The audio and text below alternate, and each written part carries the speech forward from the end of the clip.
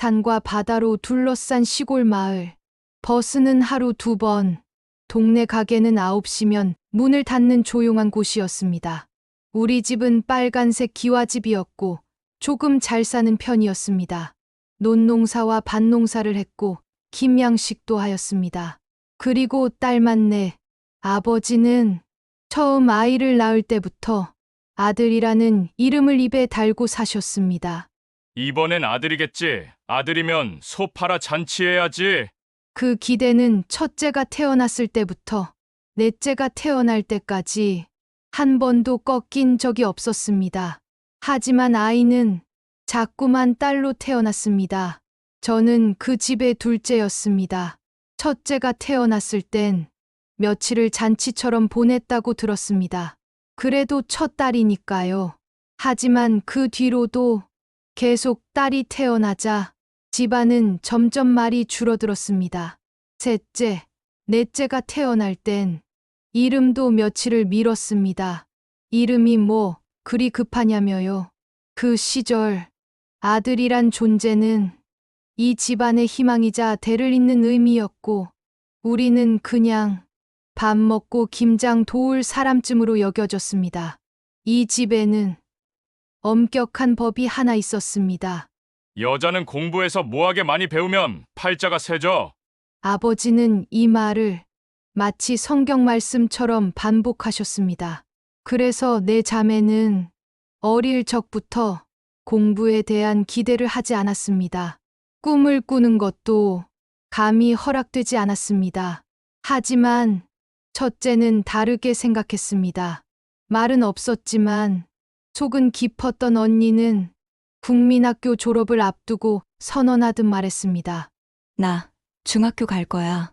처음엔 다들 웃었습니다. 엄마도 아버지도. 그날 저녁부터 언니는 밥을 먹지 않았습니다.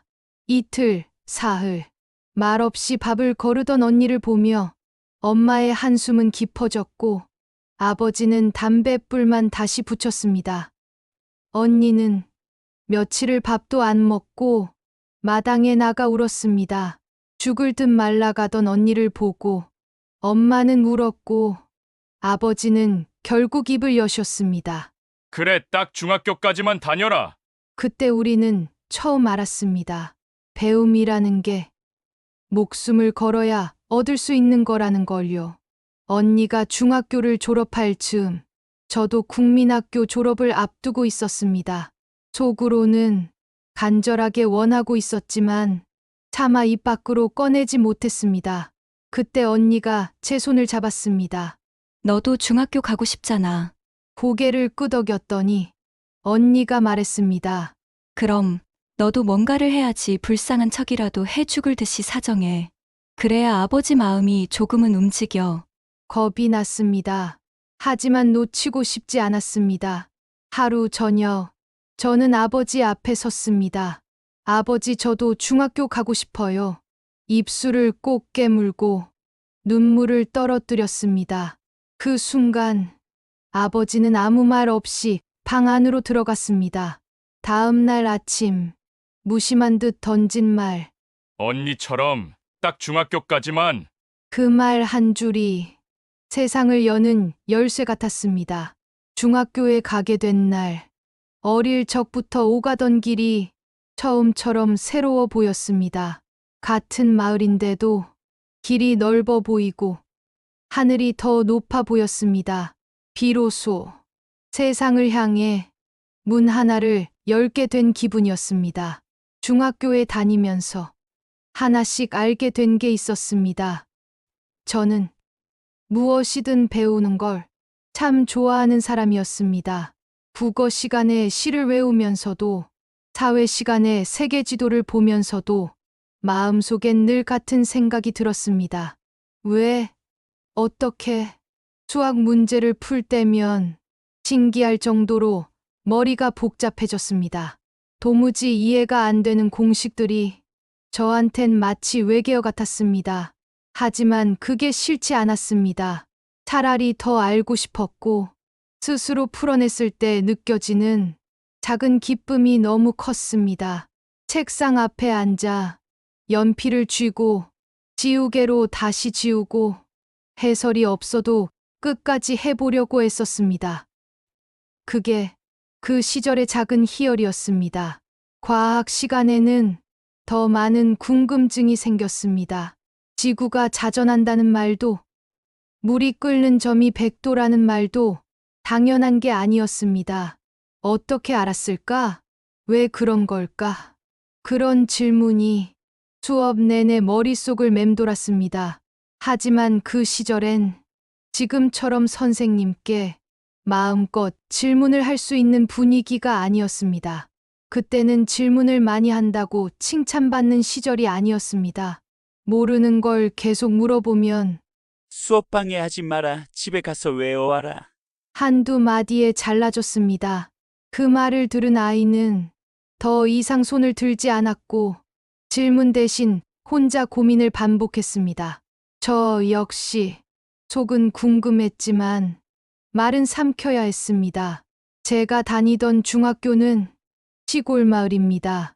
선생님들은 대부분 도회지에서 내려온 분들이었고 학생들에게 큰 기대를 하지 않았습니다. 아이들은 농사 도우러 가느라 결석도 잦았고 졸업하고 나면 시집 장가 가는 게 당연했으니까요. 그 속에서 공부를 잘한다는 건 조용히 별난 아이로 불리는 일이기도 했습니다. 그 시절엔 존지가 너무나도 당연하게 여겨졌습니다. 수업 뒤 책상 위에 비닐봉투가 하나 올려지면 선생님은 말없이 가방에 넣었습니다.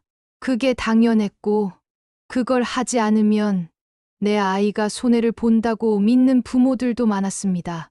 저희 집은 형편은 되었지만 아버지가 그런 것에 신경 쓰지 않으셨습니다.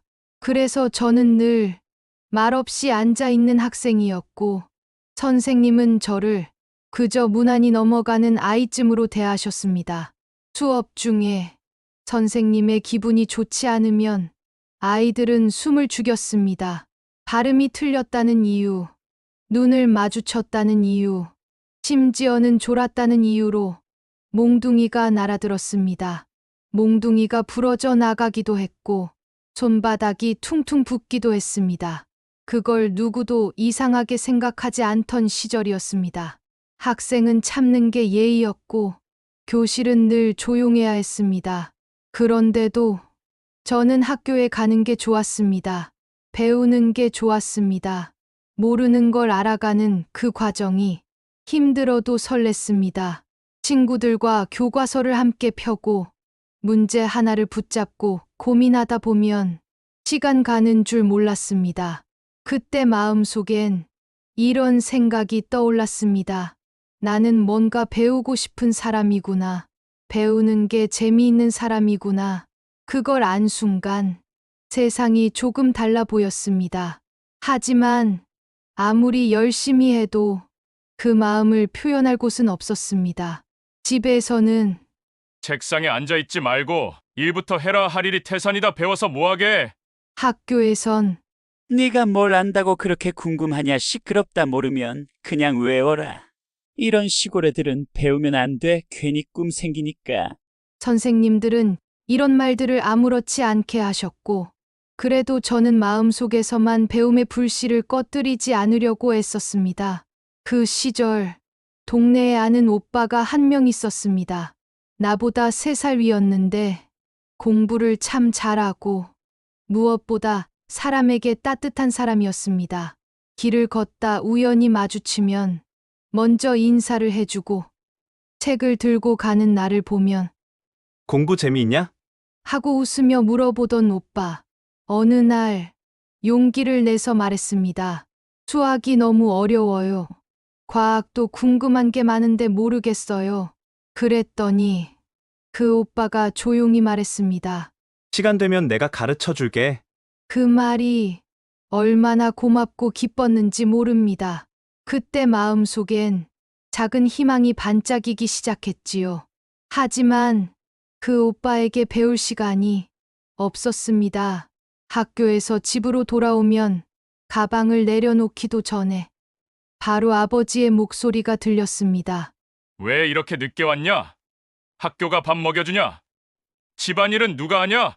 말이 끝나기 무섭게 손에 일거리부터 쥐어졌습니다. 처음엔 잠깐이면 끝나겠지 싶었지만 하루의 절반이 그 일로 채워졌습니다. 오랜만에 책이 보고 싶어 조용히 펼쳐보려 하면 아버지께선 늘 같은 말씀을 하셨습니다. 책이 밥 먹여주냐? 여자가 배워서 뭐하게 그딴 건 집어치우고 얼른 일이나 해라. 저는 말없이 고개를 숙이고 다시 밖으로 나가야 했습니다. 그게 딸로서, 둘째로서 당연하다고 여겨졌던 시절이었으니까요. 일은 늘 기다리고 있었습니다. 고추 따러, 깨씹 따러, 오이 따러, 가지 따러. 그걸 마치면 또 마늘을 뽑아야 하고, 감자 캐고, 고구마도 캐야 했습니다. 숨 돌릴 틈도 없이 이어지는 일들. 밭에서는 김을 매야 했고, 논으로 가서는 피라고 부르는 잡초를 뽑아야 했지요. 그게 끝나면 깨 타작의 콩깍지 털기도 이어졌습니다. 해가 지고 나면 일이 끝나는 줄 알았지만 저녁에는 마늘을 까야 했고 쑥정이 콩을 골라내야 했습니다. 그렇게 하루하루가 쉴 새 없이 이어졌습니다. 책 한 장 마음 편히 넘기는 일조차 그때는 사치처럼 느껴졌던 시절이었습니다. 그 시절, 일은 해도 끝이 없었습니다. 하루가 저물고 어둠이 짙게 내려앉을 때까지 손은 쉴 틈이 없었지요. 우리 집은 머무는 곳마다 일이 있었습니다. 방 안에는 땅콩 포대가 가득 쌓여 있었고 저는 밤늦게까지 손이 부르트도록 땅콩을 까야 했습니다. 마루에는 세탁거리며 쌓아둔 잡동사니들이 있었고 봉당이라 불리는 뜰 한쪽에는 소 여물을 써는 작두와 각종 농기구들이 놓여 있었지요. 소가 2마리나 있었기 때문에 여물은 항상 넉넉하게 썰어 두어야 했습니다. 마당 한편에는 김양식할 때 쓰는 조개 껍질 붙은 대나무가 한가득이었는데 쉬는 날이면 그걸 낫으로 하나하나 훑어가며 조개 껍질을 벗겨내야 했습니다. 특히 여름방학만 되면 새벽부터 밤까지 하루 종일 앉아 그 일을 하곤 했습니다. 땀이 비 오듯 흐르고 같은 자리에 10시간 넘게 앉아 있다 보면 허리며 어깨며 아프지 않은 곳이 없었습니다. 물론 아버지가 꼭 10시간 일하라고 하신 건 아니었습니다. 하다 보니 이왕 시작한 거 오늘 안에 마무리하자는 생각에 스스로 그렇게 된 거였죠. 그런 날이면 아버지는 저를 보며 감탄하셨습니다. 도대체 누구 닮아서 저렇게 일을 잘하는지 모르겠다. 그 한마디가 고되던 하루를 조금은 견디게 해줬습니다. 힘들어도 내 손으로 무언가 해냈다는 느낌. 그게 마음 한켠에 작은 자부심처럼 남아 있었던 것 같습니다. 집에서 일하다가 잠깐이라도 텔레비전을 켜서 재미있는 프로그램을 보려고 하면 아버지는 어김없이 호통을 치셨습니다. 일하다 말고 TV나 보고 앉았냐? 일은 언제 하려고?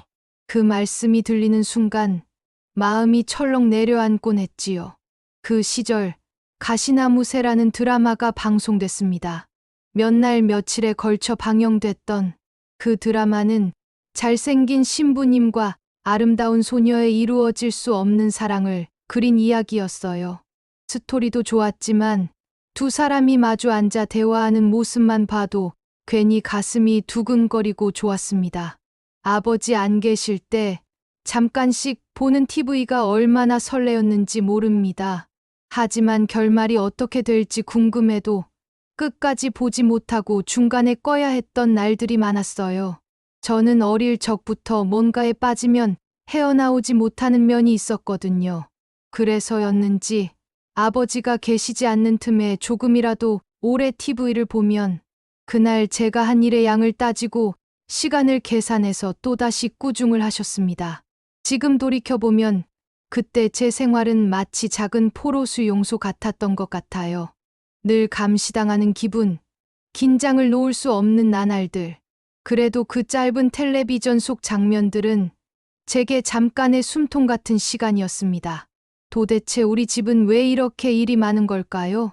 다른 집들은 일꾼을 사서 일을 시키는 경우가 많았지만 우리 집은 일꾼도 사서 썼으면서도 일의 상당 부분을 자녀들에게 맡겼습니다.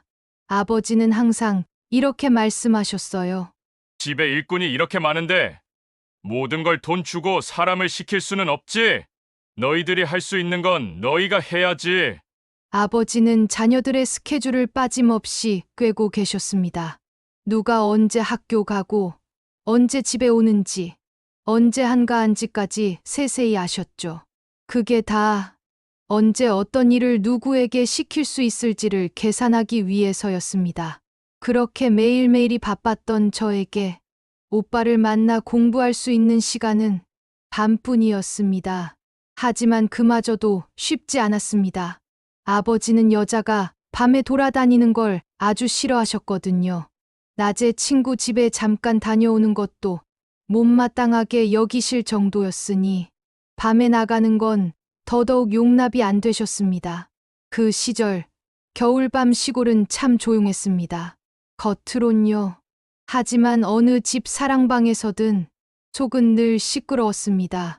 마을 남자들이 하나둘 모여들었고 장작불이 타들어가는 그 방 안에서 술이 돌고 노름판이 벌어졌습니다. 웃음소리, 막걸리 잔 부딪히는 소리, 때때론 험한 말이 오가기도 했습니다. 우리 아버지도 예외는 아니셨습니다. 겨울 저녁, 장작불에 고구마를 구워 드시고 나면 겉옷을 챙겨 입으시고는 아무 말 없이 문을 나섰습니다. 그 순간 내게 주어진 작은 자유가 시작됐습니다. 아버지가 외출하신 밤이면 나는 조심스레 오빠에게 갔습니다. 동네 오빠. 공부를 무척 잘하고 말도 조심스럽고 따뜻하게 하던 사람이었습니다. 과학이 너무 어려워요. 수학은 아예 뭔 소린지 모르겠어요. 말하면 오빠는 조용히 책을 펴며 말했습니다. 그럼 오늘은 물리부터 조금 보자. 물리라는 게 뭐예요? 라고 물으니 물리라는 것은 주변에서 일어나는 현상을 관찰하고 그 원리를 법칙으로 이해해서 수학적으로 계산하고 기술에 응용하는 과정을 배우는 거야. 처음엔 두렵고 낯설었습니다. 하지만 책 속의 세상은 너무도 신기했습니다. 이런 게 있었단 말이야? 세상은 이렇게 돌아가는 거구나. 물리, 화학, 수학. 사실 제대로 이해는 안 됐습니다. 그야말로 수박 겉핥기처럼 표면만 살짝 건드렸을 뿐이었지요. 하지만 그 시간이 저는 황홀했습니다. 그 낯선 단어 하나하나가 그림처럼 생소한 공식들이 마치 보석처럼 반짝였습니다. 가슴이 벅차올랐습니다. 세상에 내가 모르는 게 이렇게 많았다는 사실에, 그리고 그걸 하나하나 알아간다는 사실에 숨이 막히도록 설레었습니다. 그 짧은 시간은 세상 어느 축제보다, 어느 잔치보다 즐거웠습니다. 하지만 그 시간은 길게 허락되지 않았습니다. 늘 시계를 옆에 두고 귀는 문 밖 개 짖는 소리에 열려 있어야 했습니다. 아버지가 돌아오기 전 나는 반드시 이불 속에 있어야 했습니다. 아버지는 집에 들어오시면 꼭 내 딸을 확인하셨습니다. 조용히 방문을 열고 딸이 모두 자리에 있는지 눈으로 확인하셨습니다. 딸이 한 명이라도 없으면 집안은 곧 난리가 났습니다. 한 번은 언니가 이웃집에 들렀다가 조금 늦게 들어온 적이 있었습니다. 겨우 한두 시간쯤 얘기하다 시간이 좀 흐른 것이었지요. 그런데 아버지가 집에 들어오셔서 언니가 보이지 않자 그날 밤 집안은 뒤집혔습니다. 어딜 싸돌아다녀? 딸이 밤늦게 놔도는 집은 집안 꼴도 뻔하단 소리 듣는 거야. 목소리는 벼락 같았고 어머니도 말릴 새가 없었습니다. 아버지의 손이 언니의 뺨을 세게 내리쳤습니다.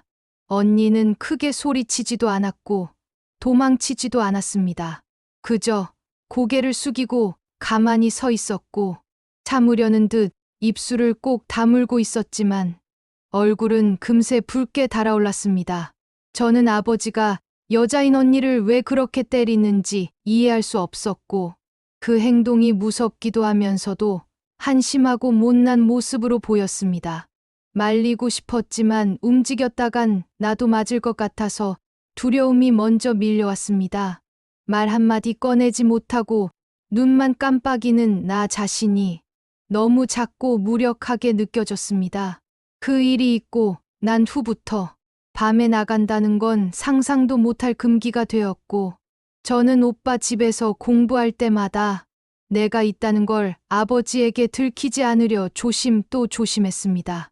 그래서 나는 늘 조마조마했습니다. 공부는 너무 좋았지만 그 끝엔 늘 공포가 기다리고 있었습니다. 오빠네 집은 우리 집에서 멀지 않은 곳에 있었습니다. 걸어서 몇 분 거리였지요. 그래서 잠깐 짬이 나면 오빠 집에 들러 책을 펼치곤 했습니다. 그 순간만큼은 세상이 조금 조용해졌습니다. 오빠는 언제나 차분한 목소리로 하나하나 설명해 주었고, 저는 단어 하나라도 놓치지 않으려 눈을 반짝이며 귀를 기울였습니다. 하지만 마음이 편할 수는 없었습니다. 우리 동네는 집들이 가까이 붙어 있어 개 한 마리만 짖어도 금세 알 수 있었고, 특히 우리 집 앞을 누가 지나가면 개들은 먼저 알아채듯 짖어댔습니다. 그래서 저는 책을 읽으면서도 늘 한쪽 귀는 동네 개 짖는 소리에 곤두세워져 있었습니다. 혹시 아버지가 벌써 돌아오신 건 아닐까? 내가 없다는 걸 눈치채신 건 아닐까? 오빠의 설명을 들으면서도 마음 한구석엔 불안함이 그림자처럼 드리워져 있었습니다. 오빠와의 공부 시간은 늘 그렇게 숨죽여 이루어졌습니다. 한 손으로 책장을 넘기면서도 다른 손은 늘 가방끈을 꼭 쥐고 있었지요. 개 짖는 소리가 들리기라도 하면 가슴이 철렁 내려앉았고 언제든지 뛰어나갈 준비를 하며 앉아 있었습니다. 그렇게 숨죽이며 배운 것들은 오히려 더 절실하고 더 간절하게 마음속에 새겨졌습니다. 짧고 조심스러운 시간이었지만 그 속에서 저는 세상을 배우고 있었습니다. 책이라는 건 참 이상한 힘이 있습니다. 단어 몇 개, 문장 몇 줄을 접하는 순간 사람 마음속에 다른 세상이 열립니다. 나는 분명히 시골집의 둘째 딸이었고 늘 일만 하던 소녀였지만 책을 펼치는 순간 나는 생각하는 사람이 되었고 세상을 궁금해하는 한 인간이 되었습니다. 지금도 가끔 그때 생각이 납니다. 황급히 이불 속으로 돌아와 눈을 감고 누워 있었던 밤들, 숨은 고르지도 못한 채 이불 안에서 숨을 참으며 아버지의 발소리를 기다렸던 순간들, 그 짧은 배움의 시간이 그렇게 끝나곤 했습니다. 공부는 여전히 너무 좋았습니다. 하지만 모르는 것이 더 많았고 그걸 혼자 풀기엔 제가 너무 작고 어렸습니다. 그날도 그랬습니다. 수학 문제 하나가 도무지 이해되지 않았고 화학식은 처음 보는 말들로 가득했고 과학은 손을 대지도 못한 채 그저 책장을 넘기고 말았습니다. 그래서 저는 언니에게 말했습니다. 나 오늘은 오빠한테 조금만 더 배우고 올게. 진짜 조금만, 문제 몇 개만 풀고 올게. 언니는 걱정스러운 얼굴로 저를 쳐다보았습니다. 하지만 제 눈빛이 얼마나 간절했는지를 알고는 작은 숨을 내쉬고 이렇게 말했어요. 그럼 아버지 오시기 전에 꼭 와. 내가 내 방에 이불 만들어 놓을게. 우리 집은 늘 그랬습니다. 아버지는 밤늦게 술에 취해 돌아오셨고 방 문만 열고 딸 넷이 제자리에 누워 있는지만 눈으로 훑고 지나가셨습니다. 그래서 그날 언니는 제 방 이불 속에 긴 베개 2개를 길게 넣고 제가 누운 것처럼 꾸며주었습니다. 이불을 머리까지 올려 꼭 덮고 마치 제가 자고 있는 것처럼 만들어준 것이죠. 다행히 그날은 아무 일도 일어나지 않았습니다. 아버지는 문을 살짝 열고 눈으로 명수만 확인하셨고 저는 조용히 오빠 집에서 돌아와 아무 일 없다는 듯 이불 속으로 들어갔습니다. 심장이 어찌나 뛰던지 그날 밤은 눈을 감고서도 잠이 오질 않았습니다. 하지만 다음은 그렇게 쉽게 넘어가지 않았습니다. 꼬리가 길면 밟히는 법이죠. 며칠 뒤 그날은 정말로 너무 늦었습니다. 책에 몰입하다 보니 시간 가는 줄도 몰랐습니다. 겨우 정신을 차리고 헐레벌떡 집으로 돌아왔을 땐 이미 아버지가 도착하신 뒤였습니다. 집안은 발칵 뒤집혀 있었습니다. 둘째가 안 보인다 이거지? 도대체 이 시간에 어디 간 거야? 아버지의 목소리는 문 바깥까지 울려 나왔고 저는 숨을 죽인 채 뒤뜰을 돌아 방으로 들어갔습니다. 방문을 여는 순간 아버지의 얼굴과 눈이 마주쳤습니다. 어딜 갔다 왔어? 호통이 쩌렁쩌렁 울렸고 온 집안에 숨이 멎는 것 같았습니다. 저는 겁에 질려 대답도 못하고 고개만 숙이고 있었습니다. 그러다 너무 억울해서 입이 먼저 열렸습니다. 아빠도 밤마다 집에 안 계시잖아요. 나도 그냥 공부 좀 하고 온 건데요. 그 말이 끝나기가 무섭게 아버지의 손이 날아왔습니다. 내가 어른하고 갔냐? 어디서 버릇없이 말대꾸야? 말보다 무서운 건 그 손이었습니다. 순식간에 내 뺨을 내리쳤고 그대로 넘어졌습니다. 그날 밤 모든 게 끝났습니다. 오빠에게 가는 길도 공부를 하던 시간도 새로운 것을 향해 꿈틀거리던 제 마음도 그날을 마지막으로 문이 닫혀버렸습니다. 그 일 이후로 아버지는 밤마다 딸 넷을 더 유심히 살피셨고 방문도 두세 번씩 여닫고는 숨소리까지 확인하셨습니다. 저는 다시 이불 속에서 꿈꾸는 사람으로 돌아갔고 책이 아니라 고추, 마늘, 감자, 고구마 속에서 제 하루를 보내야 했습니다.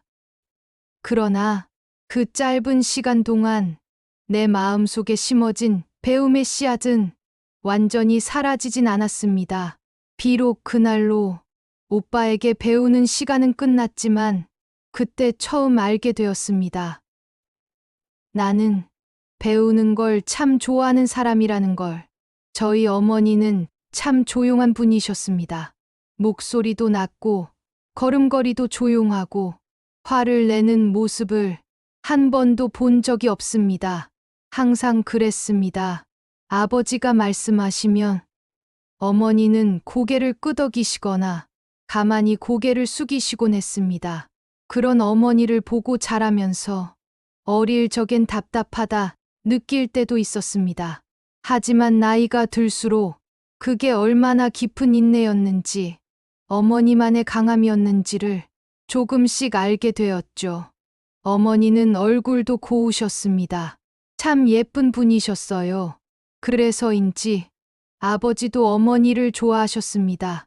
아버지가 아무리 불같이 성질을 내도 엄마는 항상 한 걸음 물러서며 부드러운 말투로 받으셨습니다. 화를 내는 법도 소리를 높이는 법도 거의 없었어요.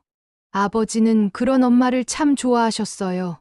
좋아하면서도 그걸 티내는 스타일은 아니었지만 아이인 제가 보기에도 엄마를 아끼는 마음이 늘 느껴졌습니다. 야, 네 엄마는 말이야. 참 사람이 반듯해. 아버지가 가끔 술 드시고 나면 그렇게 말씀하셨습니다. 엄마는 얼굴도 예쁘셨습니다. 맵시 있고 웃는 모습이 참 단정했죠. 그 시절 시골에서는 그런 조용하고 예쁜 사람이 참 보기 드물었다고 합니다. 집안일도 잘하고 말없이 부지런하고 무엇보다 음식 솜씨가 좋았어요. 아버지가 어딜 다녀오셔도 엄마가 해주는 된장국, 엄마가 무친 나물 반찬 앞에 앉으면 늘 살겠다 하셨지요. 그렇게 속으로든 겉으로든 아버지는 엄마를 정말 좋아하셨습니다. 사실 어릴 땐 저희 네 자매가 보기엔 엄마가 아버지한테 너무 맞춰 사는 것처럼 보였어요. 왜 저렇게 조용히만 사시나 속상한 날도 있었지요. 하지만 시간이 흐르고 세월이 지나고 보니 그 모든 것들이 엄마만의 방식이었단 걸 이제야 알겠습니다. 엄마는 세상의 소란을 조용히 받아들이는 사람이었고, 아버지는 그런 엄마 곁에서 비로소 마음을 놓을 수 있었던 분이었습니다. 그래서일까요? 가끔 아버지가 엄마를 빤히 쳐다보며 아무 말 없이 웃을 때가 있었습니다. 그때 저는 알았습니다. 아, 우리 아버지. 정말 엄마를 좋아하는구나. 엄마를 좋아하면서도 표현은 어설프고 말은 무뚝뚝했지만 식탁 위에 엄마가 만든 반찬 하나에도 기분이 좋아지는 그런 분이셨어요. 물론 표현은 서툴고 거칠었지만요. 무뚝뚝한 말투로 칼국수 안 해? 하시면 어머니는 아무 말 없이 밀가루 반죽을 시작하셨습니다. 그렇게 부엌에 서 계신 어머니는 마치 그 집 안에서 가장 단단한 기둥 같았습니다. 어머니가 가장 빛나던 순간은 역시 음식을 하실 때였습니다. 어머니 손에서 나오는 된장국, 무생채, 고등어 조림, 김치 부침개, 칼국수. 그건 그저 음식이 아니라 집안 전체를 포근하게 만드는 마법 같았습니다. 특히 겨울날 끓이던 얼큰한 시래기 된장국은 마당 끝까지 그 냄새가 퍼졌고 우리는 냄새만 맡고도 숟가락을 들고 달려갔습니다. 그런 어머니의 손맛을 저희 네 자매 중에서도 유독 제가 많이 닮았습니다. 어릴 때부터 어머니 옆에 찰싹부터 마늘 다지고 파 썰고 물을 자르고 김칫솔을 버무리곤 했습니다. 제가 반찬을 만들기 시작하면 어머니는 옆에서 미소를 지으셨고 아버지도 그땐 꼭 한마디 하셨습니다. 야, 밥맛이 오늘 왜 이리 좋아? 네 손맛이 제법이야. 이건 어디 가서 팔아도 되겠다. 솜씨가 보통이 아니야. 그 말이 얼마나 큰 칭찬이었는지 그땐 몰랐습니다. 지금은 그 한마디가 마음속에 오래 남아 있습니다. 어느 날은 아버지가 친구분을 집에 데려오셨는데요. 갑자기 음식 좀 하라 하시더라고요. 어머니가 조금 당황하셨는지 제게 손짓을 하셨어요. 저는 얼른 주방으로 들어가 열무김치에 두부 부치고 된장찌개 하나 끓였습니다. 그날 그 친구분이 아이고, 큰따님 솜씨가 보통이 아니네. 하셨는데 아버지가 아주 흡족한 얼굴로 말씀하셨습니다. 큰딸 아냐 둘째야. 근데 손맛은 엄마 판박이여. 그날 어머니가 저를 보며 아무 말씀 없이 살짝 웃으시던 그 미소는 아직도 기억납니다. 참 고맙고 따뜻한 미소였어요. 그 시절엔 공부보다 꿈보다 음식 잘하는 딸이라는 말이 더 자랑스러운 세상이었지요. 저는 속으론 좀 아쉬웠지만 그래도 누군가에게 필요한 존재, 누군가의 밥이 되는 존재라는 게 어쩌면 제일 소중한 일 아닐까 싶었습니다. 언니는 내게 세상에서 제일 의지가 되는 사람이었습니다. 어릴 때부터 그랬습니다. 아버지가 무서웠던 날도, 공부를 포기하고 싶었던 날도 언니는 늘 내 편이 돼 주었지요. 말수가 많지는 않았지만 눈빛 하나로, 손끝 하나로 늘 나를 다독여 주던 사람이었습니다. 우리 네 자매는 다들 중학교까지만 겨우 졸업하고 어느 날부턴가 각자 어른이 되어가야 했습니다. 지금처럼 30 넘어서 결혼하는 시대가 아니었어요. 그땐 20살 초 중반에 시집 가는 게 당연하던 때였습니다. 언니도 21에 동네 남자에게 시집을 갔습니다. 멀리 간 것도 아니고 그냥 논 몇 개 건너면 보이는 동네였는데도 언니가 떠난 그날부터 집안은 어쩐지 더 허전하고 나는 어른이 된 기분이었어요. 아, 이제부터는 내가 셋째와 막내를 챙겨야겠구나. 이제부터는 나 혼자 그 빈자리를 견뎌야겠구나. 그렇게 마음을 다잡았던 날이 아직도 생생합니다. 언니는 시집 가서도 나를 잘 챙겼습니다. 명절에 잠깐 얼굴을 보거나 장에 가다 마주치면 언제나 밥은 먹었니? 피곤하진 않니? 그 한마디가 꼭 필요할 때마다 내 귀에 들어왔습니다.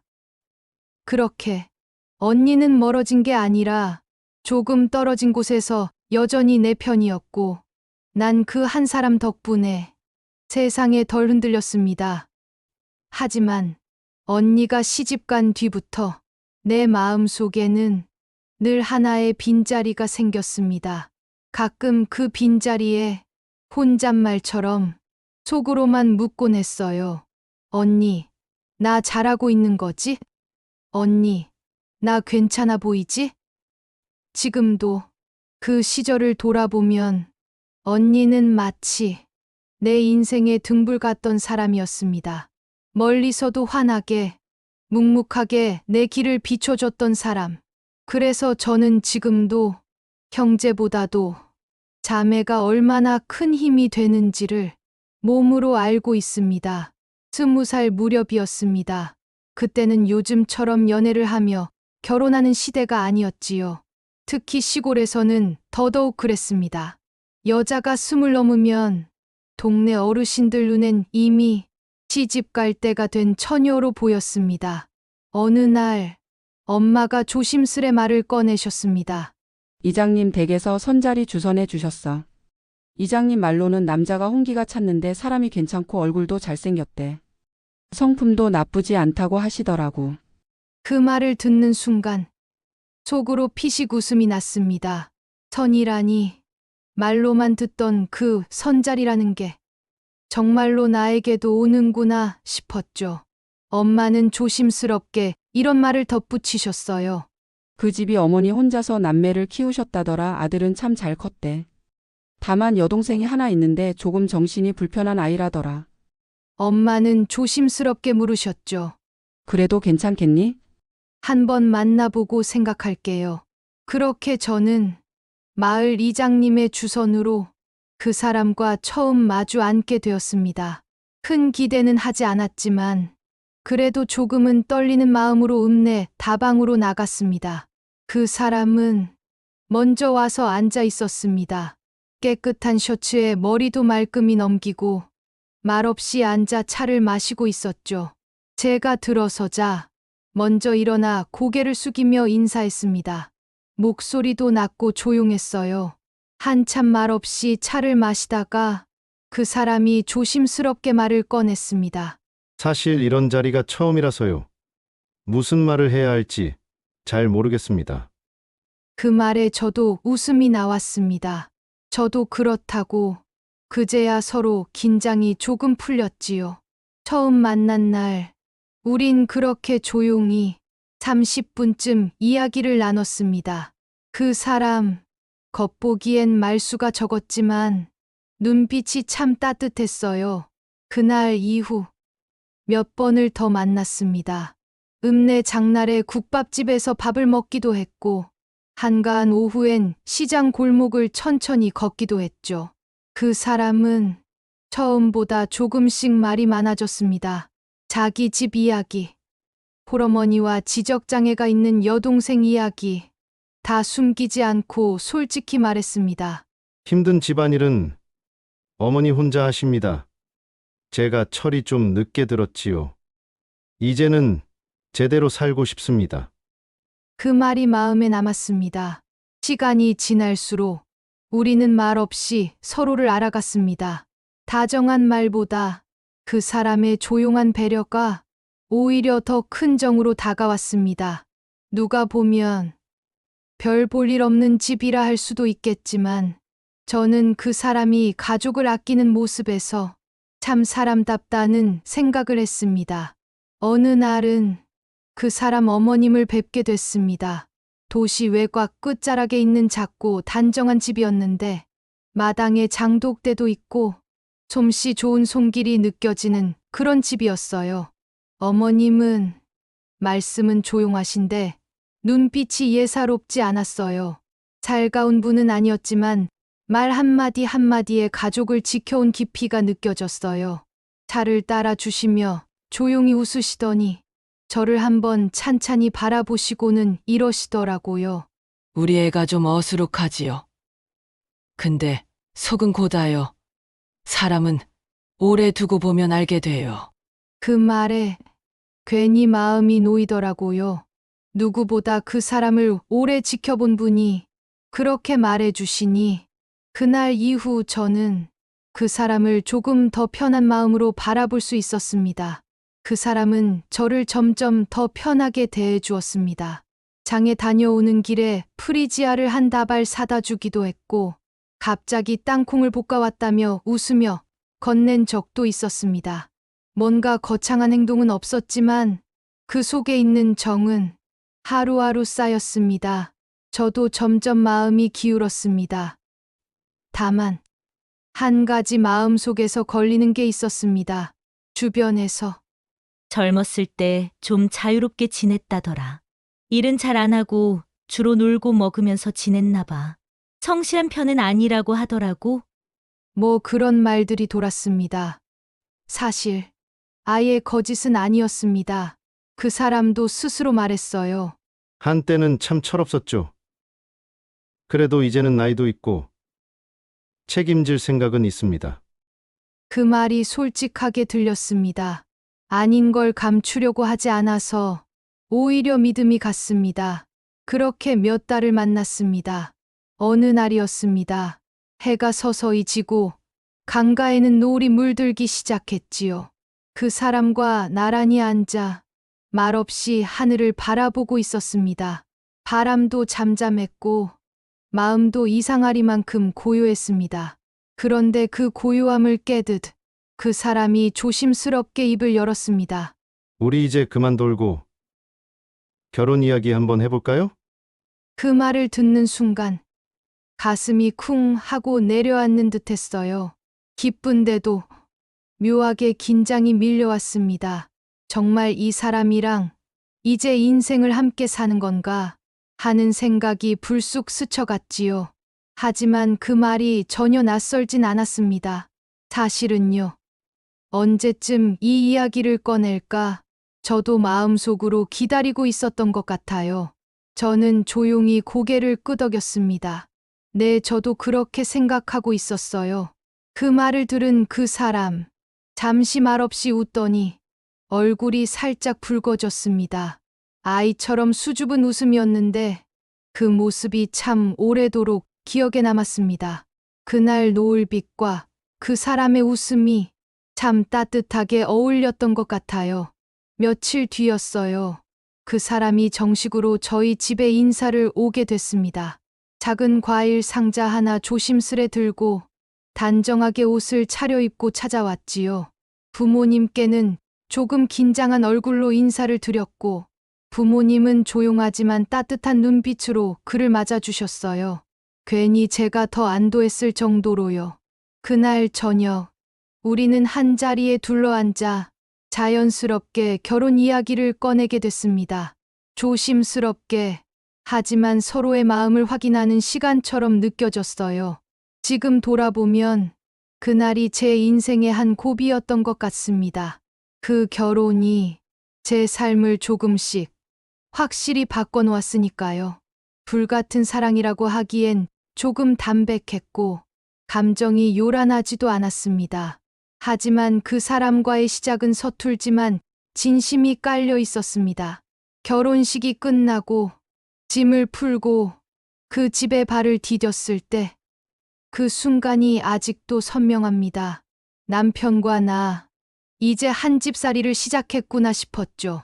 긴장도 되고 어색함도 있었지만 그래도 마음속엔 기대가 있었습니다. 나도 이제 어른이구나. 내 가정을 꾸려가는 거구나.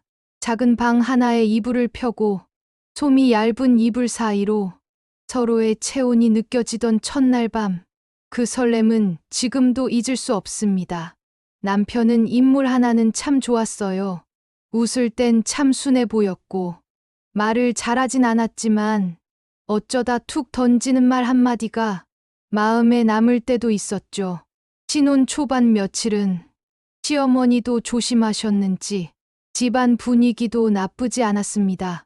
아침이면 같이 일어나 부엌에서 밥을 차리고 설거지를 하다가 서로 물을 튀기며 장난을 치기도 하고 저녁이면 작은 텔레비전을 보며 다리를 베고 눕거나 서로 등을 긁어주기도 했어요. 당신 발 참 작다. 당신 손은 왜 이렇게 따뜻하냐? 그런 소소한 대화들이 정말 특별하게 느껴졌던 시기였습니다.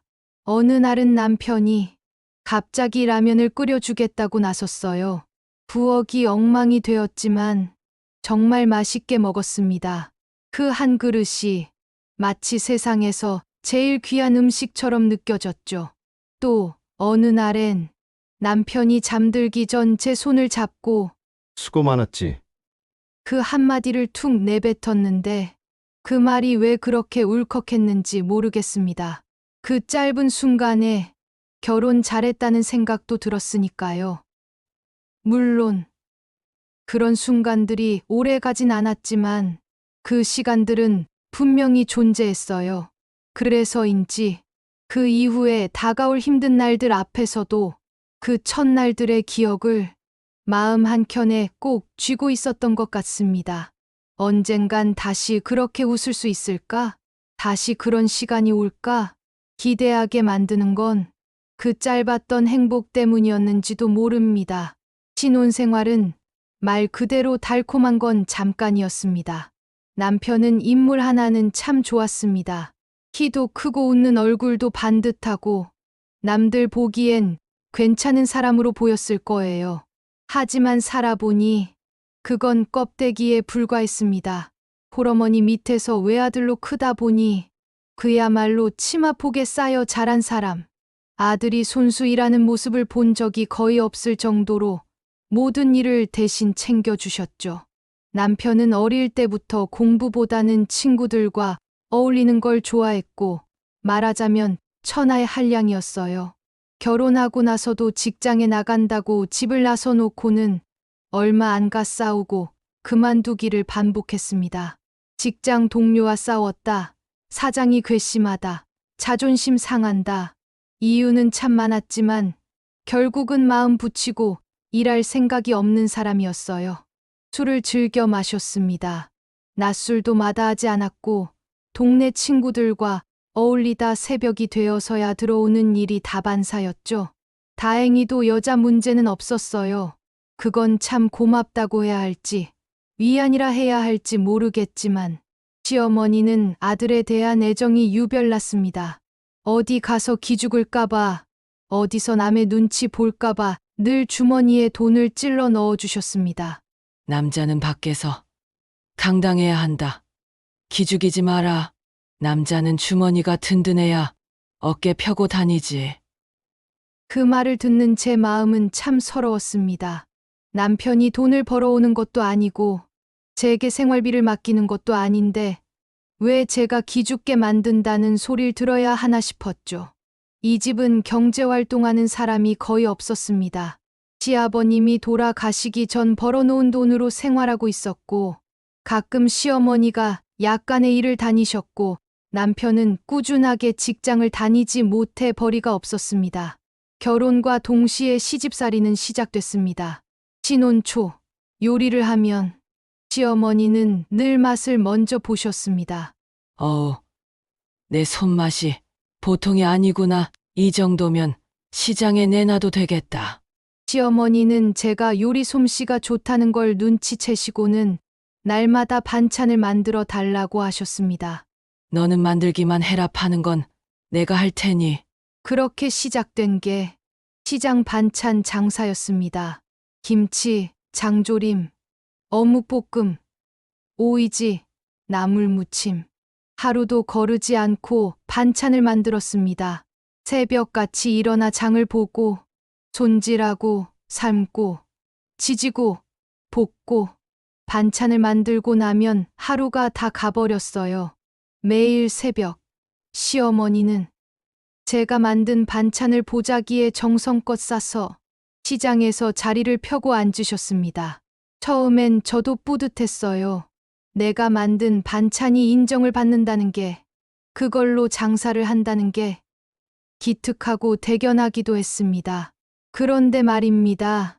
놀랍게도 한번 맛본 사람들은 두세 개씩 사갔습니다. 금세 완판, 빈 통만 들고 집으로 돌아오셨습니다.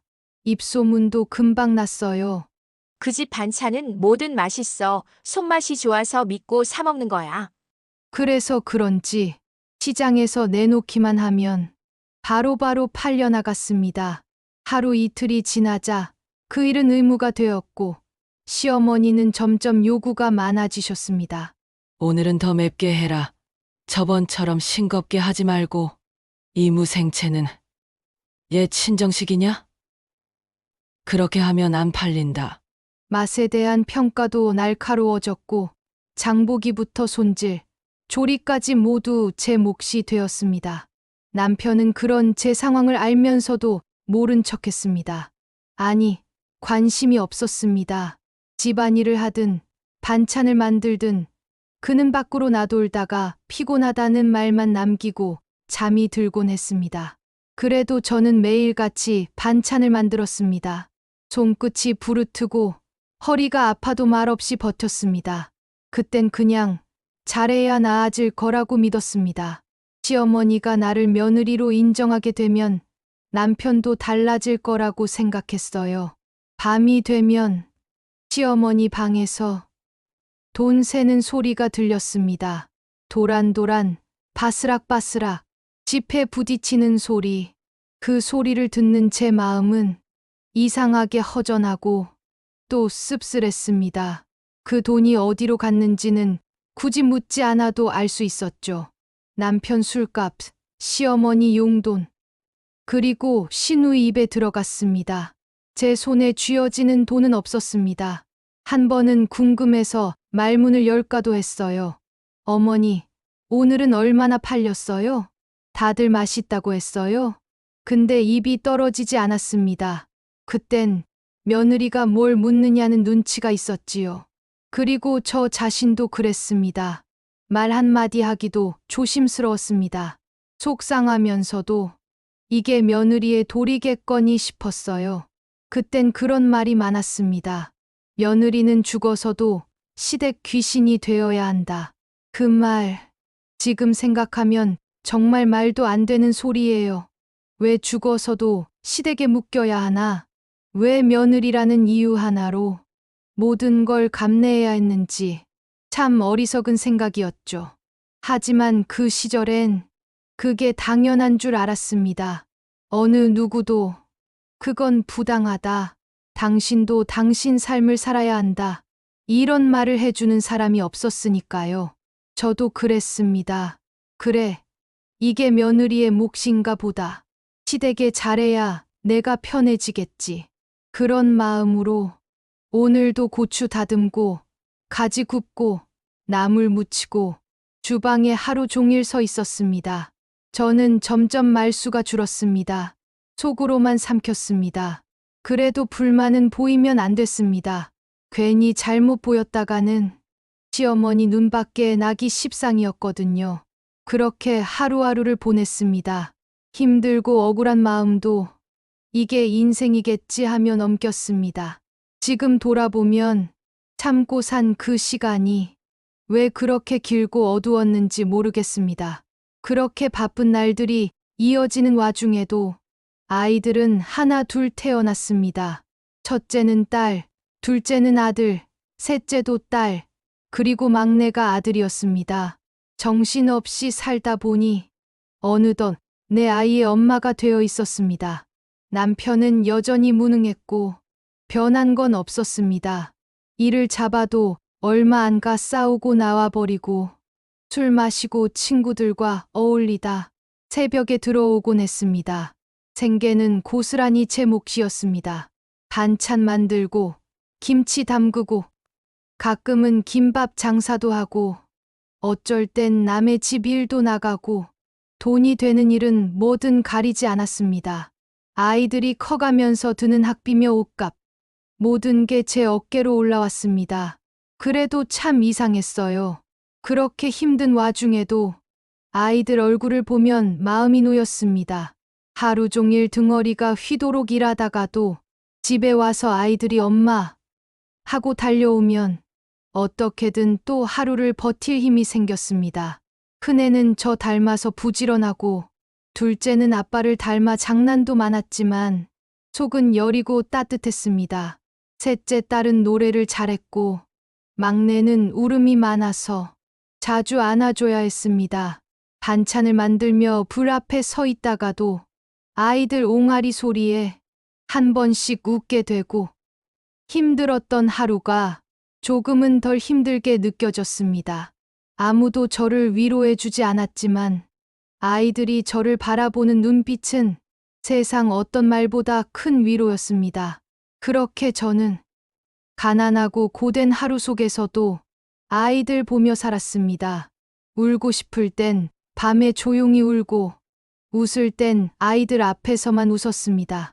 지금 돌아보면 그 시절은 참 고달팠지만 그 시절 덕분에 지금의 제가 있는 것 같습니다.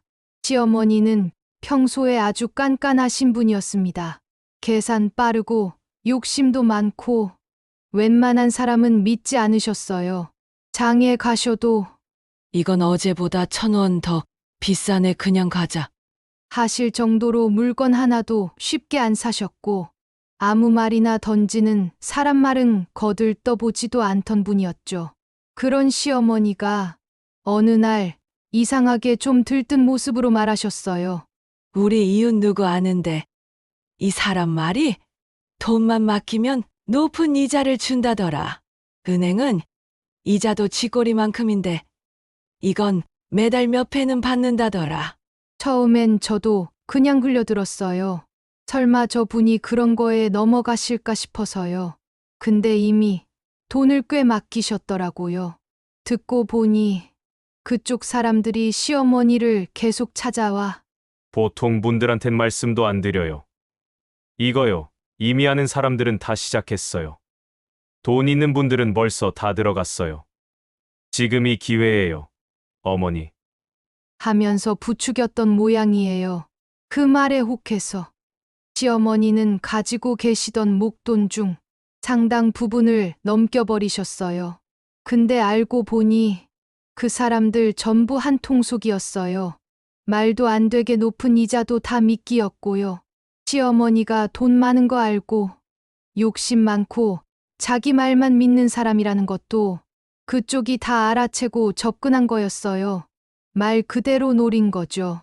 얼마 지나지 않아 연락이 끊기고 사람들도 사라졌습니다. 돈은 말할 것도 없죠. 연기처럼 사라졌습니다. 그날 이후 전 그 반찬을 만들고 싶지 않았어요. 그렇게 피땀 흘려서 만들어낸 반찬, 제가 손끝 아파가며 만든 음식들이 결국 헛된 돈으로 바뀌고 허공으로 날아가 버린 거잖아요. 정말이지 허탈하고 서글프고 지쳐서 아무것도 하고 싶지 않았습니다. 그날 이후로 부엌에 서면 눈물이 났어요. 칼을 잡아도 손이 떨리고 국물 맛을 보다가도 숨이 막히는 것 같았습니다. 그리고 더 서글픈 건 그 다음이었어요. 시어머니가 남은 재산을 시누이에게 넘기셨다는 걸 뒤늦게 알게 됐습니다. 나중에 들은 이야기지만 시어머니가 시누이에게 그러셨대요. 며느리는 절대 돈 주면 안 된다. 돈 쥐어주면 도망갈 거다. 그 말을 들었을 땐 분노보다 허무함이 먼저 밀려왔어요. 내가 지금까지 이 집에서 어떻게 살아왔는데 무슨 마음으로 반찬을 만들고 아이들 키우며 버텨왔는데 그런 사람에게 도망갈 사람이라는 말을 들었다는 게 그냥 속이 텅 빈 느낌이었습니다.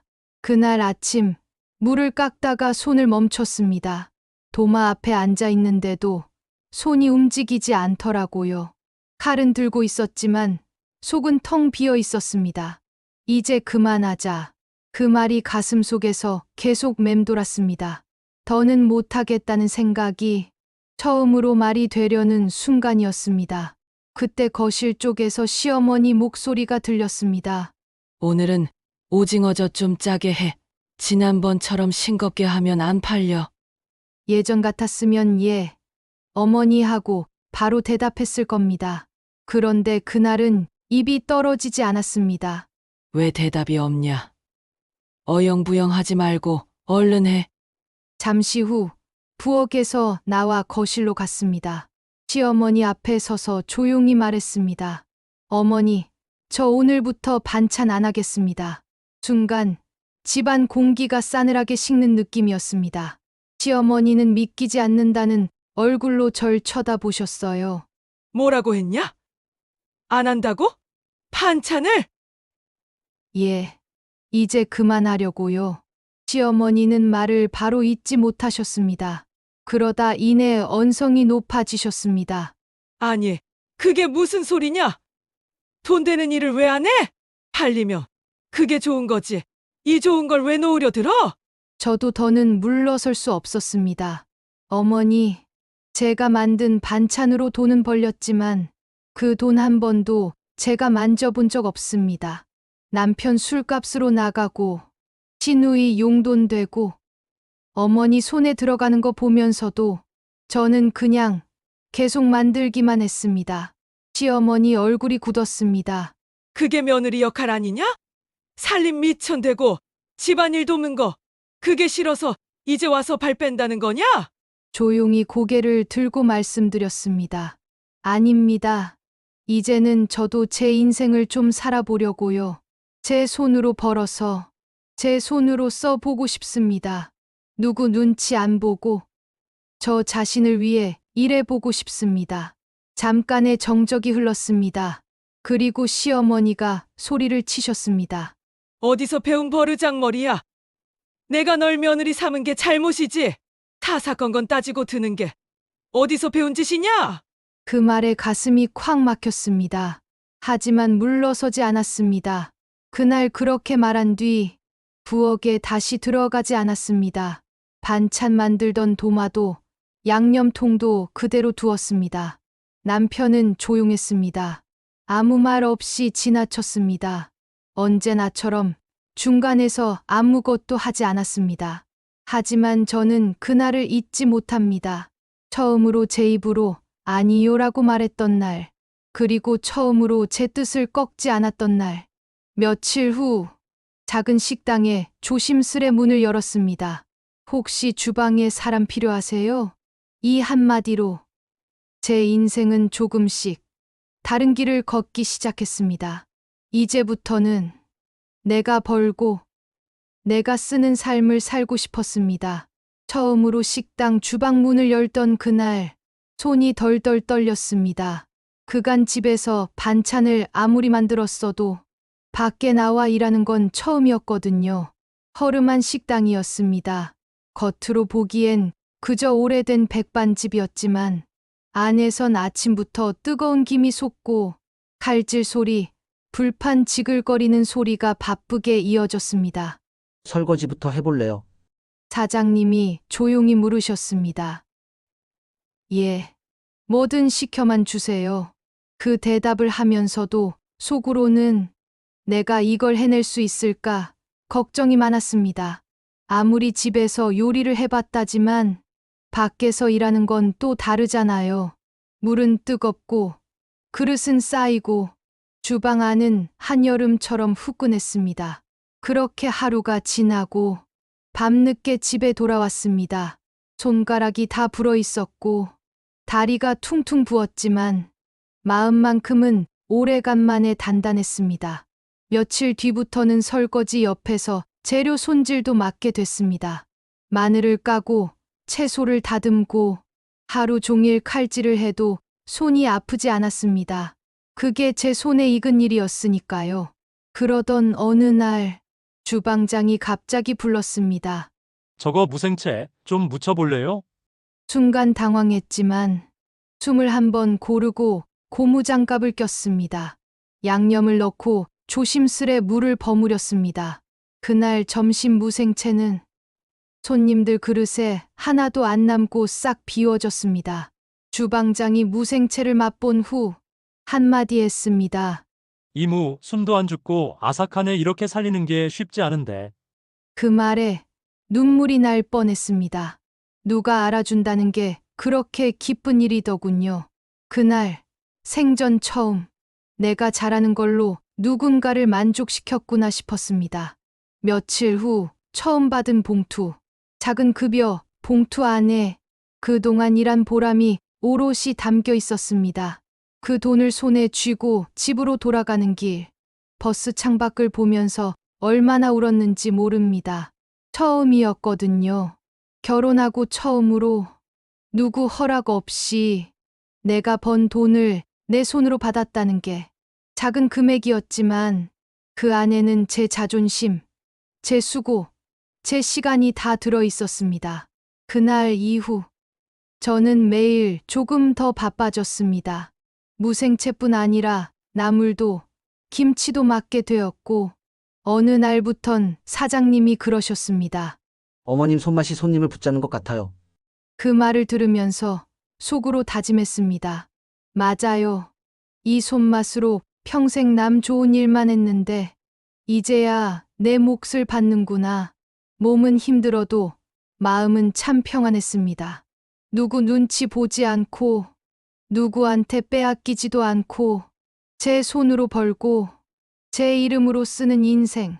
그게 얼마나 당연한 건데 그걸 몰랐던 지난 세월이 문득 서글퍼지기도 했습니다. 하지만 후회는 안 하기로 했습니다. 지금이라도 이렇게 제 자리 하나 힘들어도 조금씩 만들어가고 있으니까요. 살면서 밥 한 끼의 무게가 이렇게 달라질 줄은 그땐 정말 몰랐습니다. 늘 하던 일이었습니다. 반찬 만들고 국 끓이고 재료 다듬고 양념하고. 하지만 그 일이 내 손에서 나와 누군가의 식탁 위에 놓이고 그 식탁 위에서 값을 가지게 된다는 건 전혀 다른 차원의 일이었어요. 처음 식당 주방에 들어섰을 땐 아직 익숙하지 않은 사람들과의 공기, 서로 말없이 바삐 움직이는 손놀림, 그리고 어디선가 풍겨오는 뜨끈한 국물 냄새가 참 낯설면서도 어쩐지 위안이 되었습니다. 누가 저를 부르셨어요. 오늘 저기 코다리 조림 해볼래요?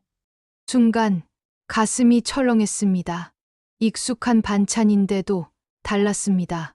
내가 만든 이 음식이 손님상에 올라간다는 것. 그건 그냥 반찬을 만드는 것하고는 전혀 달랐어요. 매일 새벽같이 일어나 장을 보고 재료를 손질하고 뜨거운 불 앞에서 땀 흘리며 음식을 만들었습니다. 팔도 아프고 허리도 아팠지요.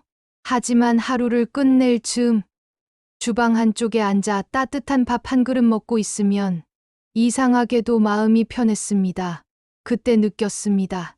이건 누굴 위해서가 아니라 나를 위해 하는 일이구나. 손님 중 어떤 분이 그러셨어요. 이 반찬 누가 만들었어요? 아, 진짜 옛날 우리 엄마 손맛이 나네요. 그 말을 들었을 때 그동안 쌓였던 피로가 쑥 내려가는 것 같았습니다. 누가 시켜서 억지로 만든 반찬이 아니라 내 손맛이 누군가에게 위로가 되고 칭찬이 되고 무언가로 인정받는 그 감정. 그건 예전엔 단 한 번도 받아본 적 없는 생전 처음 느껴보는 성취감이었습니다. 그리고 또 하나, 그 음식에 값이 붙는다는 건 내 시간, 내 노동, 내 손의 움직임 하나하나가 돈으로 돌아온다는 것. 그 돈을 받는 순간 참 묘했어요. 예전엔 반찬을 아무리 많이 만들어도 그 돈은 늘 다른 사람들 손에 들어갔습니다. 그걸 당연하게 여기며 살았던 시간이 있었지요. 그런데 이제는 내가 일해서 번 돈, 내가 필요할 때 내 마음대로 쓸 수 있는 돈, 그게 이렇게 뿌듯하고 감격스러운 일이란 걸 그제서야 알았습니다. 처음 주방 일을 시작한다고 했을 때 가장 먼저 반대를 한 건 역시 그 집안 어른이었습니다. 아니, 어디 멀쩡한 며느리가 남의 식당에 나가서 설거지를 해? 부엌 일은 집에서 하면 되지. 체면도 없이 뭐하러 남 밑에서 일을 해? 그 말들이 참 오래도록 귓가에 맴돌았습니다. 아무 말도 못하고 서 있었지만 속으로는 딱 한마디를 되뇌었어요. 이젠 내 인생 내가 살아야지. 남편은 말이 없었습니다. 말이 없다는 건 관심도 없다는 뜻이었지요. 하루 종일 불 앞에 서서 땀 흘리고 돌아와도 밥이 차려졌는지만 묻는 사람이었어요. 하지만 전 달랐습니다. 땀이 흐르면 흐를수록 내가 쓸모 있는 사람이구나. 내가 밥값을 하는 사람이구나. 그런 느낌이 들었습니다. 하루는 딸아이가 조용히 방에 와서 그러더군요. 엄마처럼 음식 잘하는 사람 나는 본 적 없어. 엄마는 반찬을 만드는 게 아니라 손으로 가족을 살리는 거였어. 엄마, 내가 친구한테 엄마 식당에서 일한다고 자랑했어. 그 말에 눈물이 왈칵 쏟아질 뻔했습니다. 가족 중에 유일하게 내가 바뀌는 걸 기뻐해 준 사람이 아이들이었어요. 주방장님이 그날 따라 분주하셨는지 조림 하나를 저에게 넘기셨어요. 이거 시간 없으니까 이모가 좀 해보실래요? 황태무조림.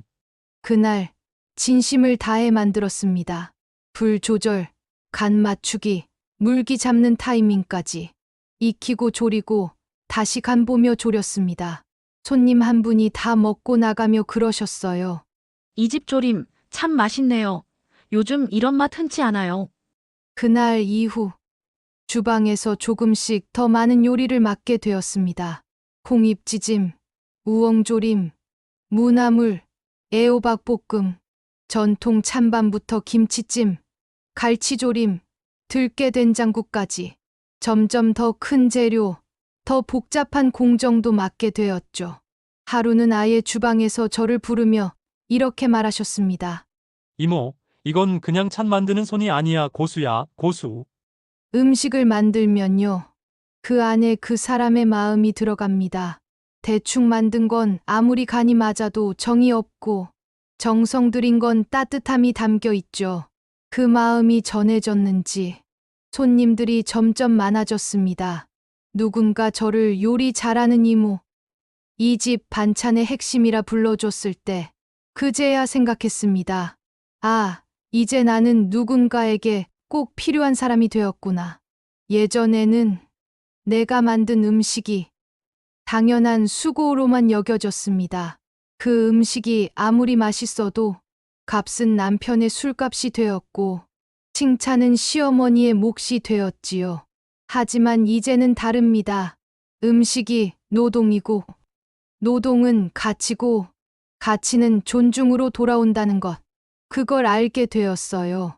한 세월 참 많이도 흘렀습니다. 아이들이 하나둘 성장해서 제 앞가림을 하기 시작했고 이제는 다 독립해서 자기가 번 돈으로 잘 살고 있는 어엿한 사회인이 되었습니다. 그동안 하루도 편할 날 없이 바빴던 삶이었지만 돌이켜보면 참으로 치열하고 뜨겁게 살았습니다. 그 삶의 중심에는 언제나 밥이 있었고 주방이 있었지요.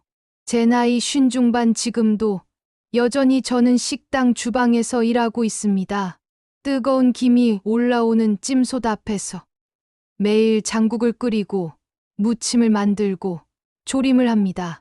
그 손맛이 좋다고 이 집 맛이 이모 덕분이에요. 하는 말에 아직도 가슴이 뭉클해집니다. 주방장도 가끔 이렇게 말합니다. 이젠 진짜 이 집 살림꾼 다 됐네요. 없으면 안 되는 손이에요. 그 말 한마디면 피곤도 사라집니다. 그렇게 모은 돈으로 드디어 좀 넓은 집으로 이사를 했습니다. 햇빛이 환하게 들어오는 창이 있고 아이들이 오면 편하게 잘 수 있는 방도 있는 그런 집입니다. 처음 이사 오던 날 텅 빈 거실에 커튼을 달고 선풍기를 돌리는데 눈물이 핑 돌았습니다. 이제야 내 집 같구나. 이제야 내 인생을 내가 만든 것 같구나. 속으로 그렇게 혼잣말을 했습니다. 세월이 흐르면서 시어머니는 조용히 세상을 떠나셨고 시누이는 병이 깊어져 결국 요양원으로 모셨습니다. 오랜 시간 함께했던 가족들이 이제는 각자의 길로 흩어지고 남은 사람은 더 단단해졌습니다. 놀라운 건 남편의 변화였습니다. 그토록 무심하고 무능하게만 느껴졌던 사람이 세월 속에서 조금씩 달라졌습니다. 술을 줄이고 제가 피곤해 보이면 먼저 설거지를 하고 어느 날은 먼저 말했습니다. 나도 요리 좀 배우고 싶어. 당신 일하는 거 보니까 멋있더라. 그 말이 낯설고 어색했지만 정말 그날부터 함께 요리를 시작했습니다. 된장찌개, 계란찜, 잡채, 생선조림까지 조금씩 따라하더니 이제는 제가 안 가르쳐도 척척 해냅니다. 오늘은 깍두기 볶음밥 해봤어. 고등어는 미리 손질해놨어. 이제는 집안일은 거의 남편이 다 합니다. 청소, 빨래, 설거지 제가 퇴근하면 손에 물 한 방울 안 묻히게 하려고 애를 씁니다. 퇴근해서 문을 열면 따뜻한 된장국 냄새가 반겨줍니다. 남편은 앞치마를 입은 채로 말합니다. 오늘 많이 힘들었지? 먼저 씻어 저녁 차려줄게. 그 말에 괜히 눈물이 핑 돌 때가 있습니다. 이렇게 살 수도 있구나. 이런 시간이 내게도 오긴 오는구나 싶어서요. 늦게 다시 시작된 우리 둘만의 신혼. 그 신혼이 너무도 소중하고 따뜻하고 무엇보다도 조용해서 좋습니다. 삶은 고되고 길고 구불구불했지만 끝자락에 이렇게 환한 햇살이 있는 것만으로도 참 잘 살아왔구나. 그런 생각이 듭니다. 긴 사연 끝까지 들어주셔서 감사합니다.